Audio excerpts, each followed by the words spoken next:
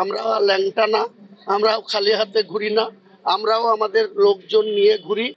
22-এর মধ্যে 20টা বিধায়ক দু হাত তুলে আশীর্বাদ করেছে মমতা বন্দ্যোপাধ্যায়ের।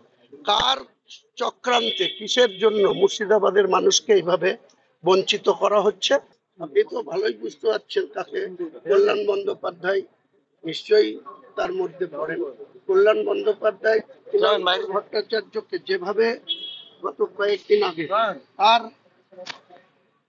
তাকে নিয়ে প্রশ্ন করেছে যে কার হাত আছে, কার মদত আছে তৃণাঙ্কুর ভট্টাচার্যের উপরে, তো সেটাও ক্লিয়ার হওয়ার দরকার। তো কারণ তিনি সেটা বলে কেন পার পাবে, তিনাকে কেন শোকজের আওতায় আসবে না? আমি ডিসিপ্লিনারি কমিটির কাছে এই প্রশ্নই তো রাখছি। সেটার ব্যাপারে আগামী দিনে আমি মানুষকে নিয়ে আন্দোলন করব। মুর্শিদাবাদ থেকে আমার এটাই আন্দোলন হবে যে গ্রামীণ এলাকার মানুষ, আমরা মুর্শিদাবাদের গ্রামীণ এলাকার কৃষক পরিবারের ছেলে, তারা কোনো কথা বললে তাদের ক্ষেত্রে ডিসিপ্লিনারি কমিটির অ্যাকশন হবে।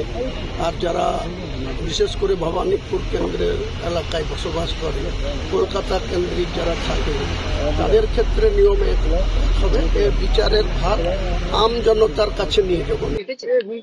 আমি ভয় পাই না ভাই, আগেও বলেছি, আবার বলছি, বারবার একই কথা আমার মুখে বলেন না। আমি ঈশ্বরে বিশ্বাসী, আল্লাহ বিশ্বাসী। আক্রান্ত হতে পারেন এই একটা, সেটা দেখা যাবে যখন আক্রান্ত হব। আমরা ল্যাংটা না, আমরাও খালি হাতে ঘুরি না, আমরাও আমাদের লোকজন নিয়ে ঘুরি। আমাদেরকে অ্যাটাক করতে গেলে সে বেঁচে ফিরবে কিনা সেটা তাকে ভাবতে। দলের দিকে কেউ ভুল বোঝাচ্ছে না, আমি এসব ব্যাপার নিয়ে কিছু বলবো না।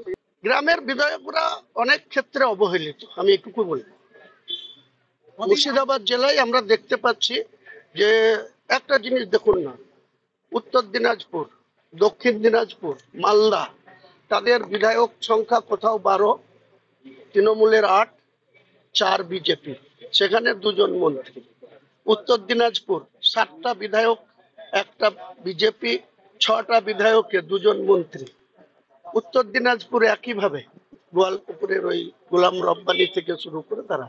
আর যেই মুর্শিদাবাদে চলে আসবেন, 22-এর মধ্যে 20টা বিধায়ক 2 হাত তুলে আশীর্বাদ করেছে মমতা বন্দ্যোপাধ্যায়ের। কার চক্রান্তে, কিসের জন্য মুর্শিদাবাদের মানুষকে এইভাবে বঞ্চিত করা হচ্ছে? এরপরে মুর্শিদাবাদের মানুষকে সংগঠিত করব এবং মুর্শিদাবাদের অধিকার প্রতিষ্ঠিত করারই আগামী দিনে আমি শপথ নেব, অবশ্যই তৃণমূল কংগ্রেস থেকে। এবং আমাদের আগামী দিনের যে নাম্বার 2 আমাদের নেত্রী যাকে রেখেছে, তাকে আগামী দিনে আমরা মুর্শিদাবাদের মানুষের জনমতের কি চাহিদা, সেটা আগামী দিনে অল ইন্ডিয়া তৃণমূল কংগ্রেসের জেনারেল সেক্রেটারি সাংসদ অভিষেক বন্দ্যোপাধ্যায়ের দৃষ্টিতে যে আছে, সে হাফও নয় কোয়ার্টার, যিনি আছেন তিনি হাফও নয় কোয়ার্টার মন্ত্রী আছে। সেটা কি আপনার ক্ষোভের জায়গা? আমার ক্ষোভের ব্যাপার নয়, মুর্শিদাবাদের মানুষকে বঞ্চিত করা হচ্ছে। 20 মধ্যে কোয়ার্টার, আর কেউ 6-এর মধ্যে 2, কেউ 7-এর মধ্যে 2, কেউ 12-এর মধ্যে 8 টিএমসি মেম্বার, সেখানেও 2। তাহলে এই দ্বিচাচারিতা কেন হচ্ছে মুর্শিদাবাদের মানুষের সঙ্গে? আগামী দিনে মুর্শিদাবাদের মানুষকে নিয়ে তৃণমূলেই থাকবো, তৃণমূলেরই সর্বোচ্চ নেত্রীর কাছে ডিমান্ড করব এবং নাম্বার 2কে ডিমান্ড করব। কি ঘটেছে, কেন আমাকে মুখ খুলতে হয়েছে, এর আগে সর্বোচ্চ নেতৃত্বের দৃষ্টিতে এনেও তার কোনো সঠিক মূল্যায়ন হয়নি বা বিচার পাওয়া যায়নি, সেসব উল্লেখ করে স্মরণ করিয়ে দিচ্ছে।